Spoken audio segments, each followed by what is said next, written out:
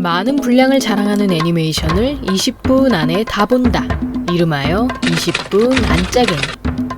오늘 다룰 작품은 오토모 카츠히로의 만화 아키라를 원작으로 철인 28호와 영화 폭렬도시를 모티브 했으며 고퀄리티의 연출과 작화로 많은 작가들의 교과서가 되는 것과 동시에 움직임을 중요시 여기는 서구권의 애니메이션계에 큰 파장을 일으킨 80년대 최고의 애니메이션 아키라입니다.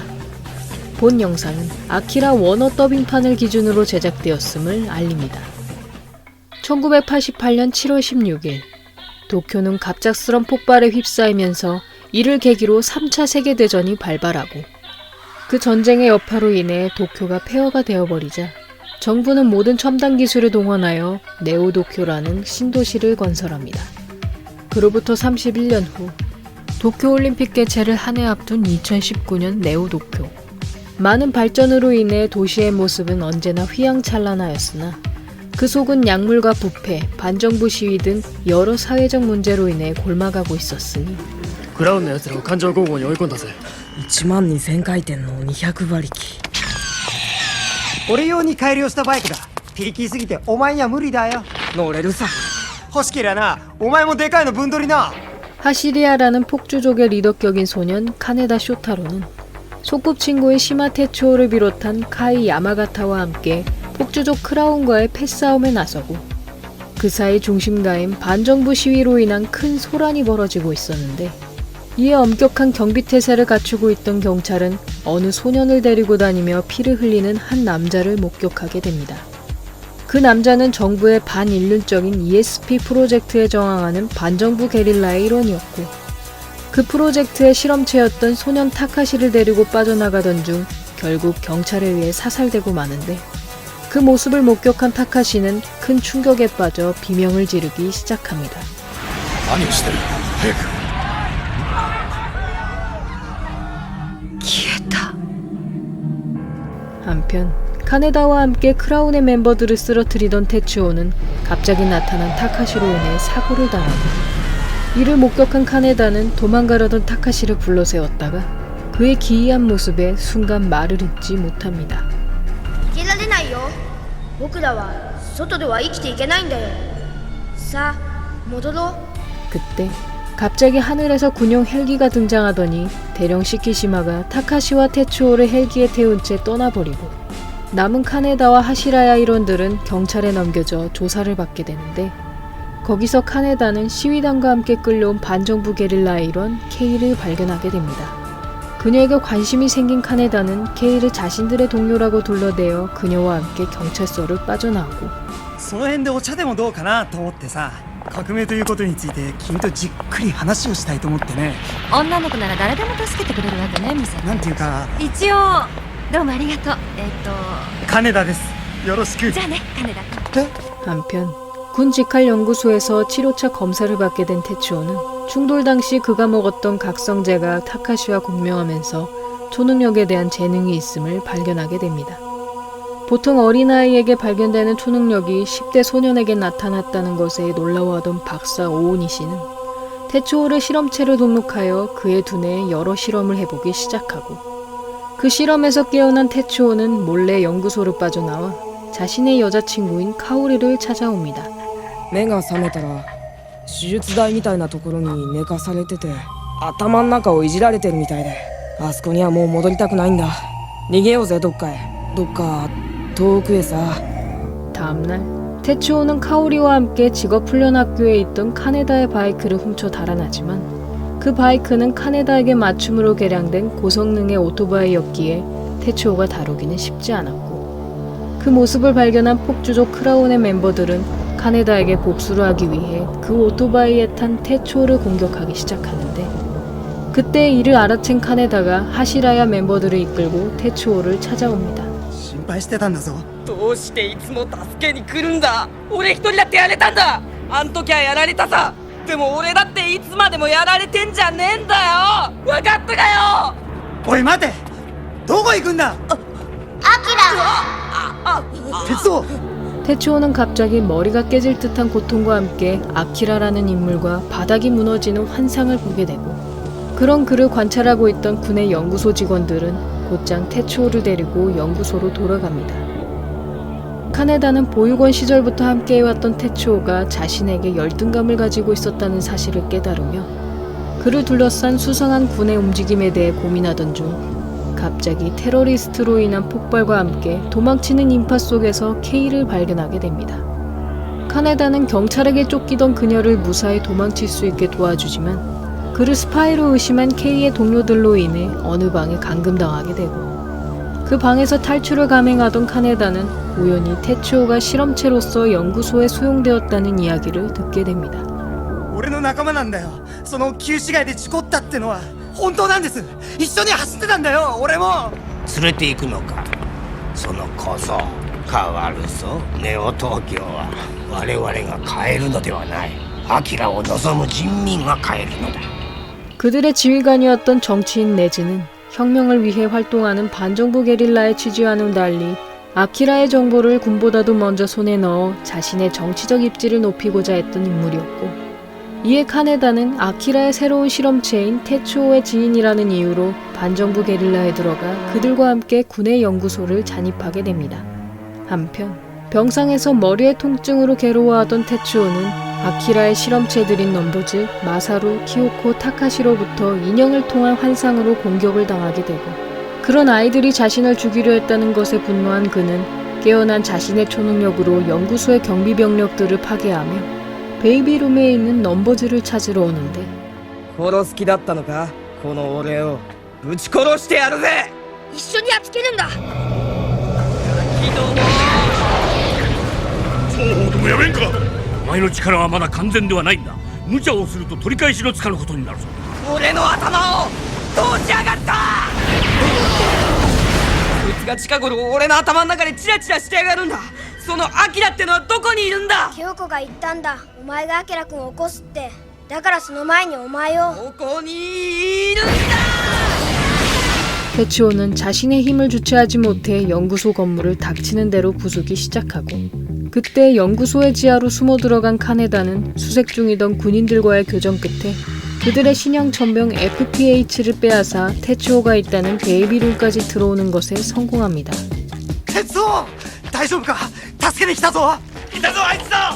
捕まえろ。来るんじゃねえお前もそこにいたっけな俺はもうお前に助けてもらわなくってもいいんだよこれからは俺がお前を助けてやるそん時はいいなカネちゃんよてめえ誰に向かって口聞いてんだ。頭に来たかならどうするどうすんだよもうやめて。これ以上人を傷つけないで。アキラってのはどこにいるオリンピック会場地下施設これも俺の力なのか 태츠오는 지금껏 모든 방면에서 자신보다 뛰어났던 카네다를 이겼다는 우월감에 기뻐하지만 자신보다 강한 힘을 가진 존재가 있다는 사실에 그는 곧장 아키라가 있는 올림픽 회장으로 날아가고 그런 태츠오를 막기 위해 병력을 투입하려던 시키시마는 그에게 불만을 품었던 정치가와 자본가들로 인해 지휘권을 박탈당할 위기에 놓입니다.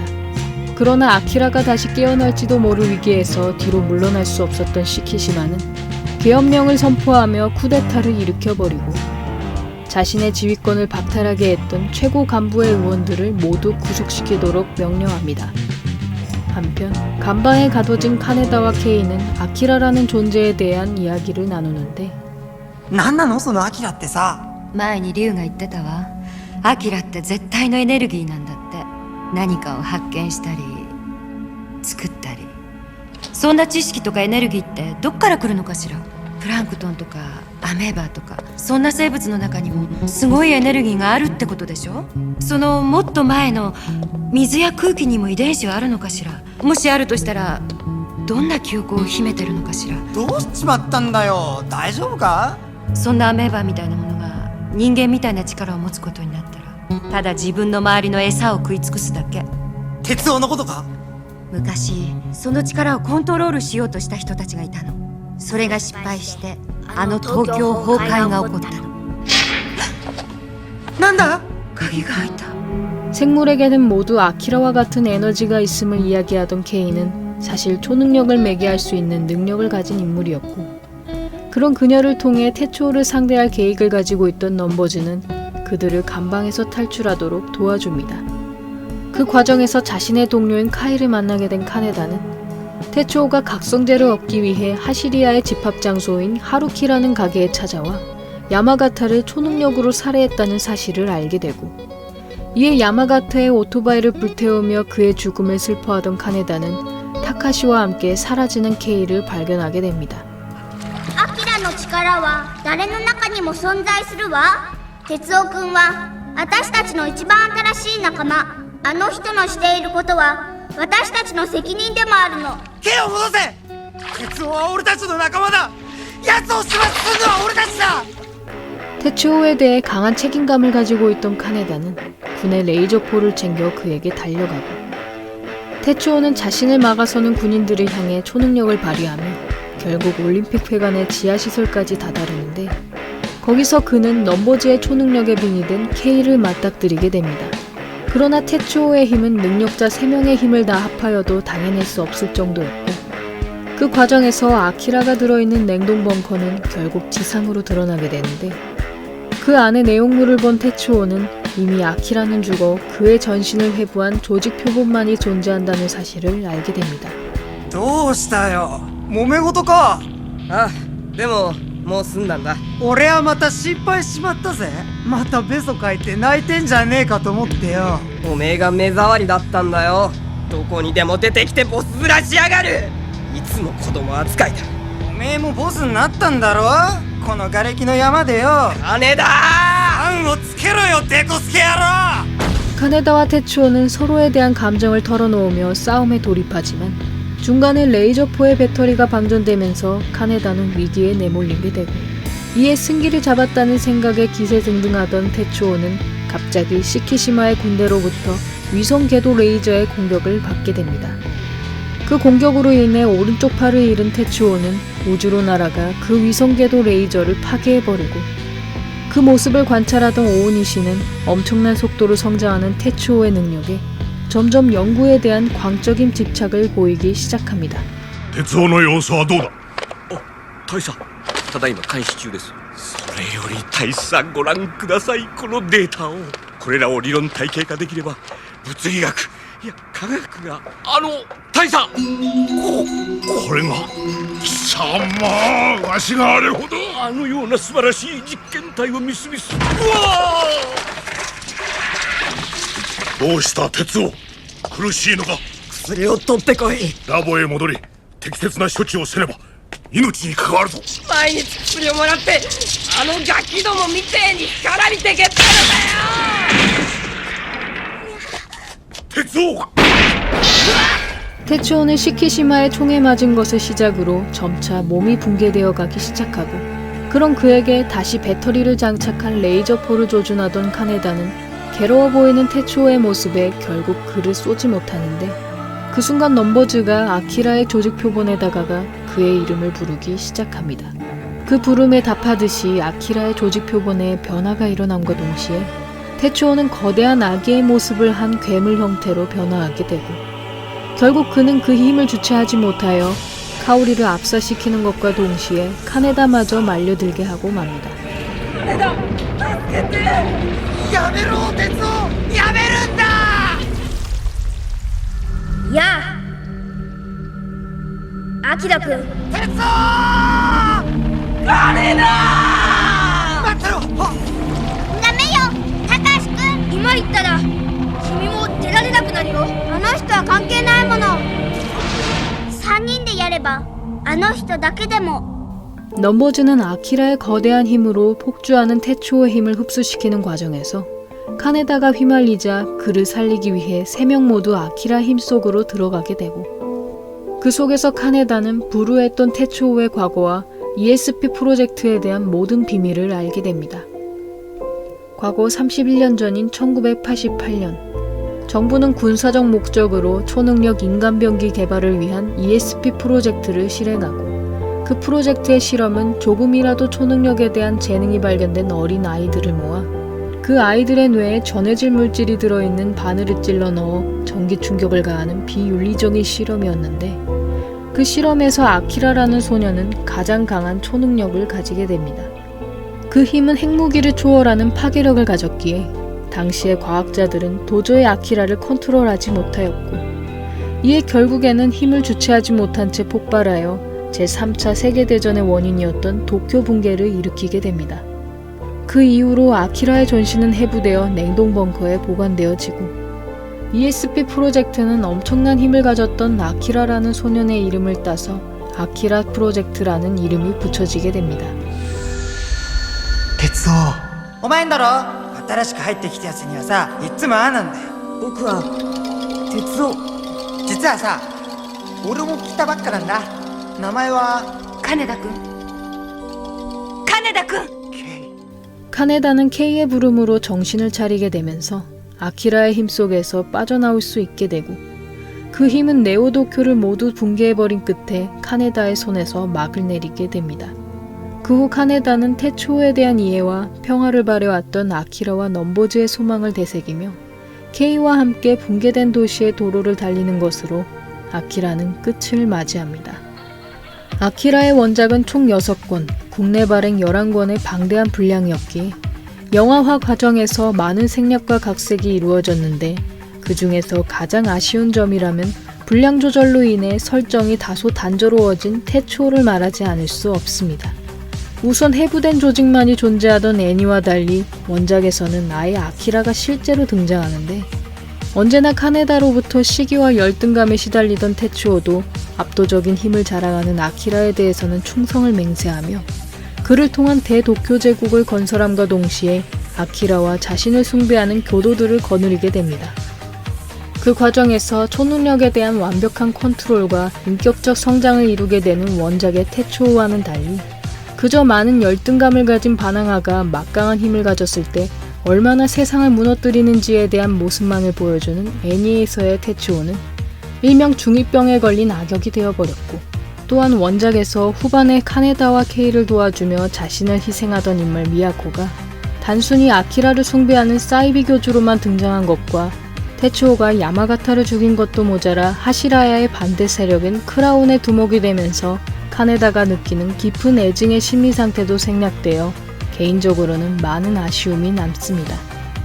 본 작품은 친절한 설명을 해주지 않으므로 아키라를 감상하고자 하시는 분들은 우선 원작 만화책을 먼저 정독하신 후에 보시기를 추천드리며 여기까지 아키라였고요.